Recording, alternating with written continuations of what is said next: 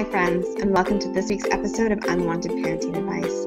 If, like me, you're feeling kind of like a hot mess this week, you are in good company. Today, I'm going to be talking about some of my favorite strategies for getting through tough days, getting through anxious moments, or those times when you're just feeling completely overwhelmed. These are simple, do-anywhere techniques that you can keep hidden away in your back pocket for days that you feel like you're going to lose it. So, I'm Olivia, and get ready because here comes some unwanted parenting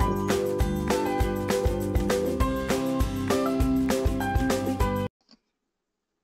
Okay, some days are harder than others. Some nights you're up with the kids 2, 3, 4 times a night watching them vomit all over the living room floor, and somehow it also gets into the bathroom and on their bed and into your bedroom, because that's just the way that kid vomit works. So here are some of my favorite strategies when you need to get present with yourself.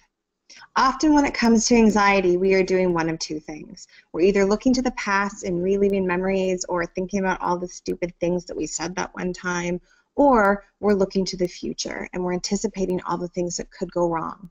And when we're doing that, usually we are exaggerating how bad the future could be, how bad future moments could be, and we are underestimating our ability to cope and to get through it. So a lot of these strategies that I'm going to share with you just have to do with getting really present. So not having your mind be in the past and not having it be in the future, because we can't control what happens in the future, and the past is over and it's done with. All we really have at any given moment is right here, right now.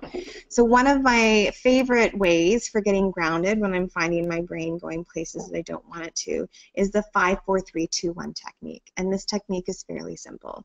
You're going to tap into each of your 5 senses.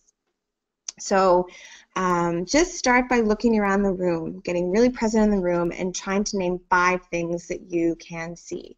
So I can see a chair, I can see my dog licking themselves, I can see shoes that the kids left out for me to clean up, I can see a book, and I can see a cup.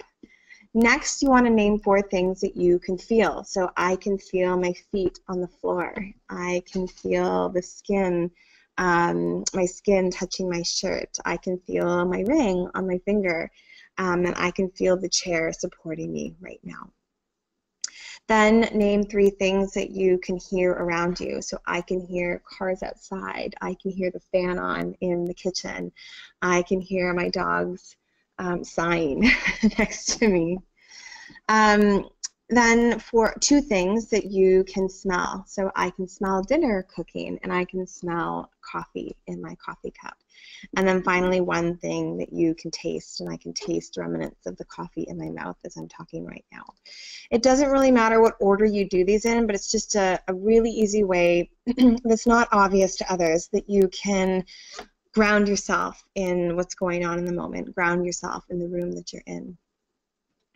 The second is to use a technique where you're naming and observing what's going on for you. And this is a strategy that draws from some CBT, where you just take a moment and pause and sort of ask yourself what's going on. So you can check in with what's going on in your body, and you can just start labeling things without adding any judgment to them. My stomach is feeling really sick. Feels like it's dropped. My chest is feeling really tight. My head is feeling really spacey. Or you can start labeling the feelings that you're having. So name them. I feel sad. I feel anxious. I feel lonely right now. And the goal here is just to start and separate your thoughts, your feelings, and your actions. Those things aren't necessarily all linked. You can just name them, observe them, and name them. And the third strategy is to contain, put a container around your worry. So the goal here is to get them out of your head and onto some paper in front of you, onto some sort of creative tool in front of you. So you can write them down. Some people have a worry log where they just write down the things that are bothering them, or I'm a big fan of creating a shit list. What is everything that is bugging me right now? Some people make a jar, a worry jar, so you have a whack of Post-it notes and a pen, and every time a thought comes to you, you write it down and you can crumple it up and put it in the jar and look at it later. And I do recommend that you look at it later. Choose a time that you can worry. time that you're going to sit down, you're going to feel those feelings, take each of those Post-it notes out of the jar, read them. One of the things that's really interesting about that is that you will notice pretty quickly that a lot of the things you were worried about didn't come true, or they're no longer a worry for you. So have some fun experimenting with that. Choose your worry time. Place some boundaries around it if you can. Okay, so that's it. Those are my 3 quick and dirty ways to deal with anxiety, deal with tough feelings on overwhelming days. I hope you enjoyed them. Please try them out. Let me know how it goes for you. As always, if you want more information, the link to my website is down below. Please subscribe to this YouTube channel if you're digging what we're talking about. And until next time, stay vigilant against unwanted parenting advice.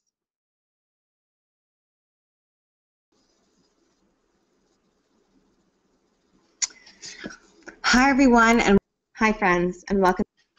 Okay.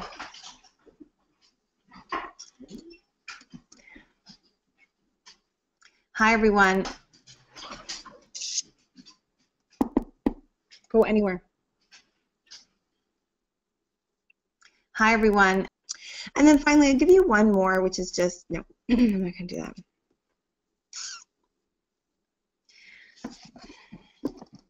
Hi everyone, and hi friends, and